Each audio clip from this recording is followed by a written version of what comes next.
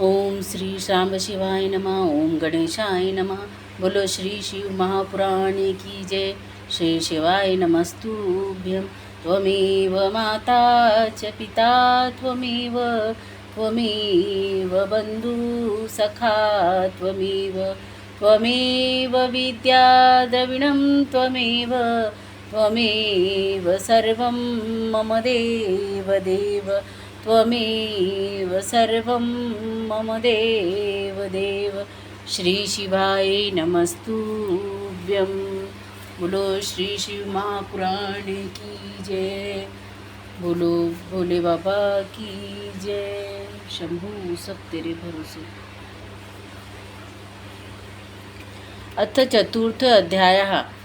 पार्वती जी के कहने पर शिव द्वारा देवताओं तथा कर्म साक्षी धर्मादिकों से कार्तिकीय के विषय में जिज्ञासा करना और अपने गणों को कृतिकाओं के पास भेजना। नंदिकेश्वर तथा कार्तिकेय का वार्तालाप। कार्तिकेय का कैलाश के लिए प्रस्थान। नारद जी बोले, हे देवाधिदेव, हे प्रजानाथ, हे विधे। इसके अनंतर फिर क्या हुआ? आप इस समय कृपा करके शिवजी की लीला से युक्त इस चरित्रों को कहिए। ब्रह्मा जी बोले, हे मुनि, इस प्रकार शिव पुत्र को ग्रहण कर उन्होंने अपना पुत्र मानते हुए कृतिकाओं का कुछ काल व्यतीत हो गया, पर पार्वती को यह समाचार ज्ञात न हुआ। उस समय पार्वती में मंद मुस्कान युक्त हंसते हुए अपने मुख कमल से देवेश्वर स्वामी श्री सदाशिव से कहा। पार्वती बोली, हे देवाधिदेव, हे महादेव, आप मेरे शुभ वचन को सुनिए। मेरे पूर्व जन्म के अत्यंत पुण्य प्रभाव से आप ईश्वर मुझे पति रूप में प्राप्त हुए हैं। हे भव योगियों से श्रेष्ठ आप मेरे साथ विहार में प्रवृत्त हुए थे। उस समय देवताओं के साथ आपने मेरी रति को भंग कर दिया था। हे विभो, आपका यह तेज मेरे उदर में न जाकर पृथ्वी पर गिरा। हे देव, फिर वह तेज कहाँ गया? उसे किस देवताओं ने छिपा लिया? हे महेश्वर, मेरे स्वामी, आपका वह तेज तो अमोघ है, मैं कैसे व्यर्थ हो गया, अथवा उससे कोई बालक नहीं प्रकट हुआ? ब्रह्मा जी बोले, हे मुनीश्वर, पार्वती जी की यह बात सुनकर महेश्वर हंसने लगे और पुनः उन्होंने मुनियों और देवताओं को बुलाकर कहा। महेश्वर बोले, देवगणों, आपने पार्वती के द्वारा कहे हुए वचनों को सुना। अब मेरी बात सुनिए। कभी न निष्फल होने वाला मेरा तेज कहाँ गया और किसने छिपा लिया? जो शीघ्र ही बता देगा उसे कोई भय नहीं है और वह दंडनीय नहीं होगा।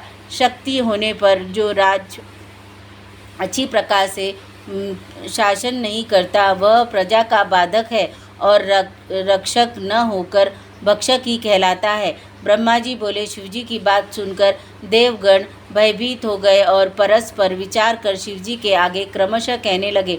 विष्णु जी बोले, हे सदाशिव, जिन्होंने आपके तेज को छिपाया है वे मिथ्यावादी हो और भारत में जन्म लेकर गुरु पत्नी गमन तथा गुरु निंदा के पापों से निरंतर भागी बने। ब्रह्मा जी बोले, जिसने आपके तेज को छिपाया है वह पुण्य क्षेत्र इस भारत में आपकी सेवा तथा पूजा का अधिकारी न हो।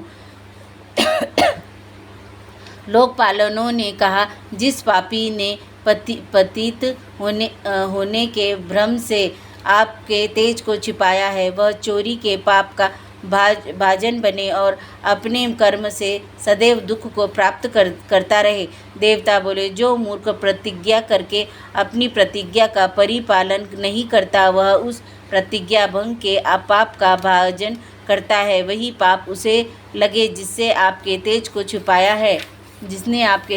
छिपाया है। देव पत्नियां बोली, जो स्त्री अपनी स्वामी की निंदा करती है और जो पर पुरुष के साथ संबंध बनाती है, वह अपनी माता पिता तथा बंधुओं से विहीन होकर उस पाप को प्राप्त करे जिसने आपका तेज की छिपाया है। ब्रह्मा जी बोले, देवाधिदेव महेश्वर देवताओं की वचन सुनकर क्रम के साक्षीभूत धर्मादि देवगणों को भयभीत करते हुए कहा। श्री शिव जी बोले, हे धर्मादि देवगणों, यदि मेरी तेज को देवगणों ने नहीं छिपाया है तो बताओ कि मेरे तेज को किसने छिपाया है। मुझ प्रभु महेश्वर का वह तेज तो अमोघ है। आप लोग तो संसार में सभी के कर्म के सतत साक्षी है। आप लोगों से कोई बात छिपी नहीं रह सकती। आप उसे जानने तथा कहने में समर्थ है। ब्रह्मा जी बोले, इस देव सभा में सदाशिव की बात सुनते ही वे धर्म आदि काँप उठे और परस्पर एक दूसरे की ओर देखते हुए उस लोगों ने शंकर जी से कहा, भगवान शंकर का रति काल में भी स्थिर रहने वाला तेज कोप के कारण पृथ्वी पर गिरा, वह अमोघ है। यह मुझे अच्छी तरह ज्ञात है। पृथ्वी बोली, मैंने उस असहनीय तेज को धारण करने में अपने को असमर्थ पाकर अग्नि को सौंप दिया। अतः हे ब्राह्मण, आप उसके लिए कुछ अबला को क्षमा करें। अग्नि बोली, हे शंकर, मैं कपोत रूप से आपका तेज धारण करने में असमर्थ था, इसीलिए मैंने उस दुस्सह तेज को कैलाश पर्वत पर त्याग दिया। पर्वत हिमालय बोले, हे लोक कर रक्ष परमेश्वर शंकर, आपने उस असहाय तेज को धारण करने में असमर्थ होने के कारण मैंने उसे शीघ्र गंगा जी में फेंक दिया। गंगा जी बोली, हे लोकपाल शंकर, मैंने भी आपका तेज सहन करने में असमर्थ हो यही तब असमर्थ हो गई। तब हे नाथ, व्याकुल होकर मैंने उसे सरपत के वन में छोड़ दिया। वायु बोली, हे शंभु, गंगा के पावन तट पर सरपत के वन में गिरा हुआ वह तेज तत्काल अत्यंत सुंदर बालक हो गया। वन में गिरा हुआ वह तेज तत्काल अत्यंत सुंदर बालक हो गया। सूर्य बोले, हे प्रभु, रोते हुए उस बालक को देखकर कालचक्र के प्रेरित हुआ मैं वहाँ ठहरने के में असमर्थ होने के कारण अस्ताचल की चला गया। चंद्रमा बोले, हे शंकर, रोते हुए बालक को देखकर बदरिकाश्रम की ओर जाती हुई कृतिकाएँ उसे अपने घर ले गई। जल बोला, हे प्रभु, सूर्य के समान प्रभाव वाले अत्यंत तेजस्वी आपके रोते हुए बालक को कृतिकाओं ने अपना स्तनपान कराकर बड़ा किया है। संध्या बोली, उस कृतिकाओं ने अपने पुत्र का पालन पोषण करके कौतुक के समान बड़े प्रेम से उसका नाम कार्तिकेय रखा। रात्रि बोली, वे कृतिकाएँ प्राणियों से भी अधिक प्रिय उस बालक को अपने नेत्रों से भी ओझल नहीं करती। वो पोषण करने वाला होता है, उसी का यह पोष्य पुत्र होता है। दीन बोला, पृथ्वी पर प्रशंसा के योग्य जितने श्रेष्ठ वस्त्र एवं आभूषण हैं उन्हें वे पहनाती है और स्वादिष्ट भोजन कराती है। ब्रह्मा जी बोले, उन सबों को बातों को सुनकर त्रिपुर सुदन शिवजी परम प्रसन्न हो गए और उन्होंने आनंदित होकर प्रेम पूर्वक ब्राह्मणों को बहुत सी दक्षिणा दी। पुत्र का समाचार सुनकर पार्वती अत्यधिक प्रसन्न हुई और उन्होंने ब्राह्मणों को करोड़ों रत्न तथा बहुत सा धन दक्षिणा के रूप में दिया। लक्ष्मी, सरस्वती, मैना, सावित्री यदि आदि सभी स्त्रियों ने तथा विष्णु आदि सभी देवताओं ने ब्राह्मणों को बहुत धन प्रदान किया। देवताओं, मुनियों एवं पर्वतों से प्रेरित होकर उस भगवान शिव ने अपने गणों तथा दूतों को वहाँ भेजकर जहाँ उनका पुत्र था, हे नारद, उन्हें वीरभद्र, विशालाक्ष,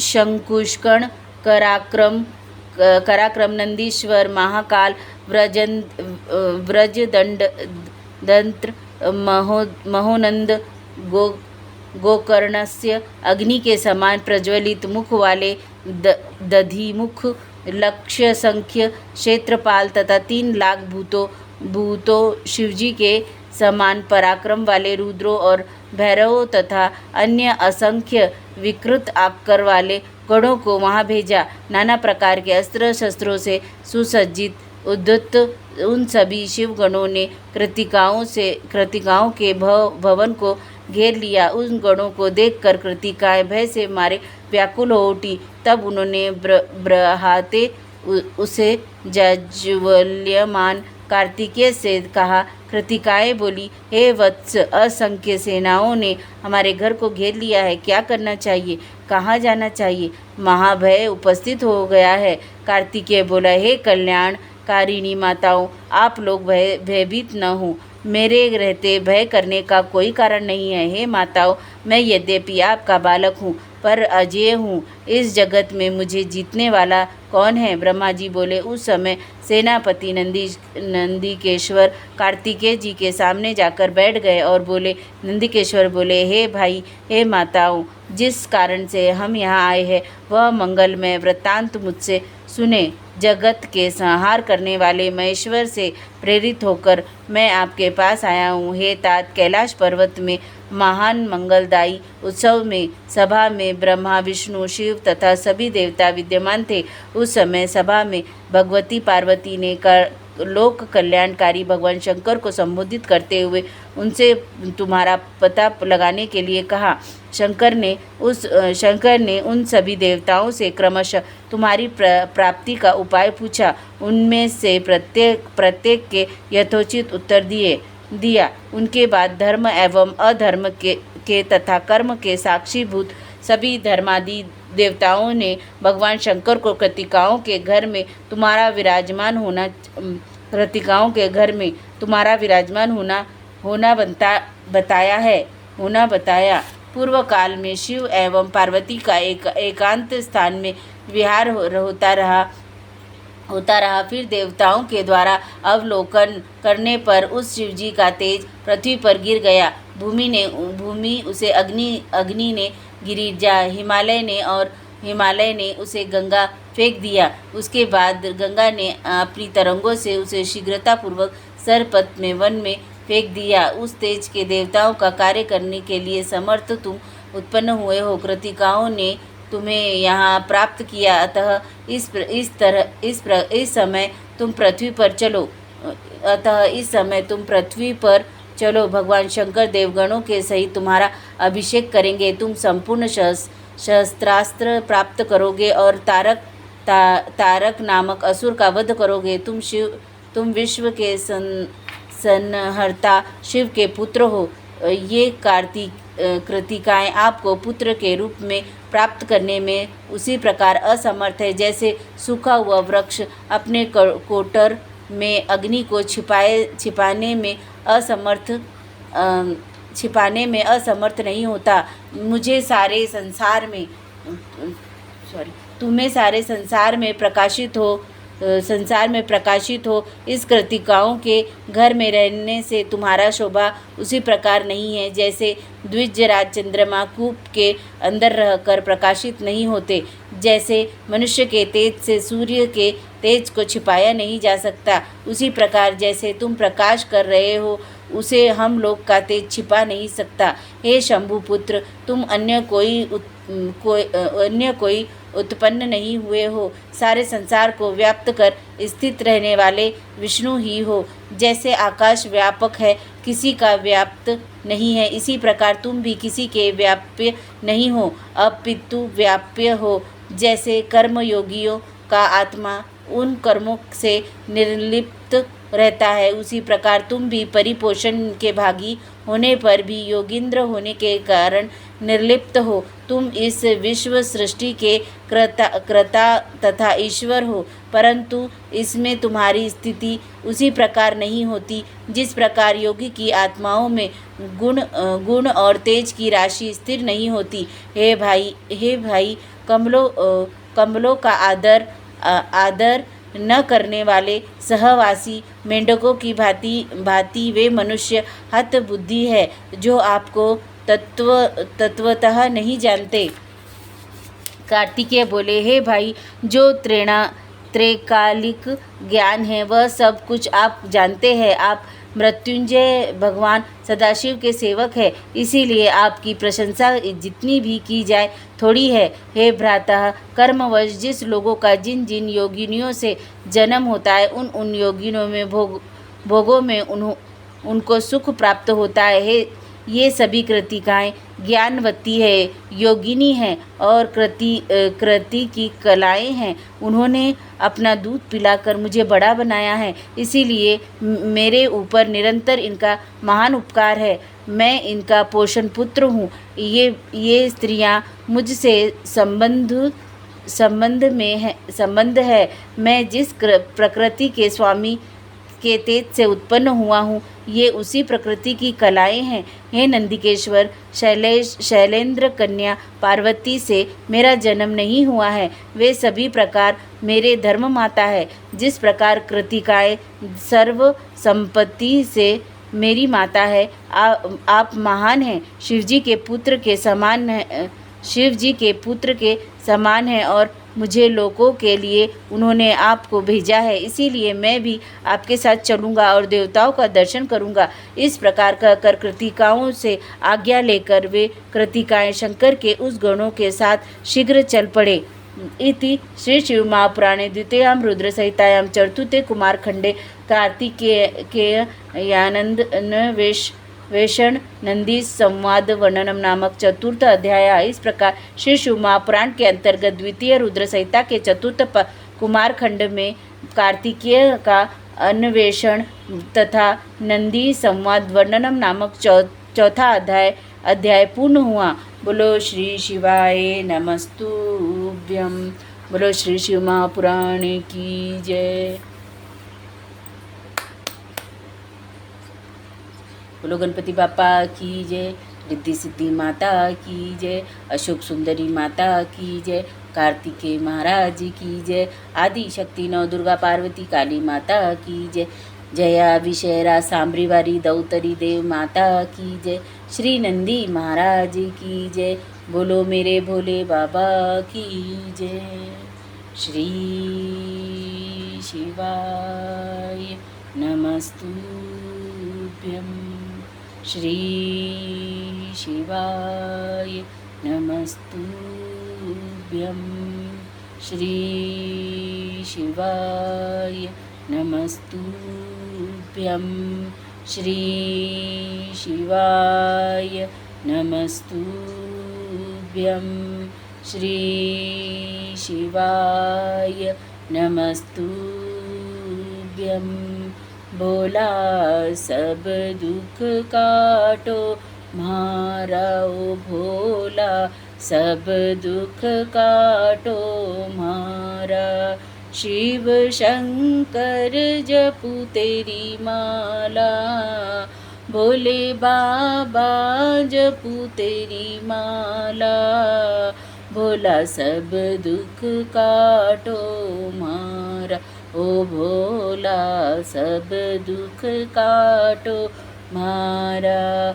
वेश है मंगल मंगलकारी, वेश है मंगल मंगलकारी। शमशान वासी हमारा, शमशान वासी हमार। ओ भोला सब दुख काटो म्हारा, ओ भोला सब दुख काटो म्हारा। भोले मैं तो तेरे ही भरोसे हूँ, ओ बाबा मैं तो तेरे ही भरोसे हूँ। ओ शंभू मैं तो तेरे ही भरोसे हूँ।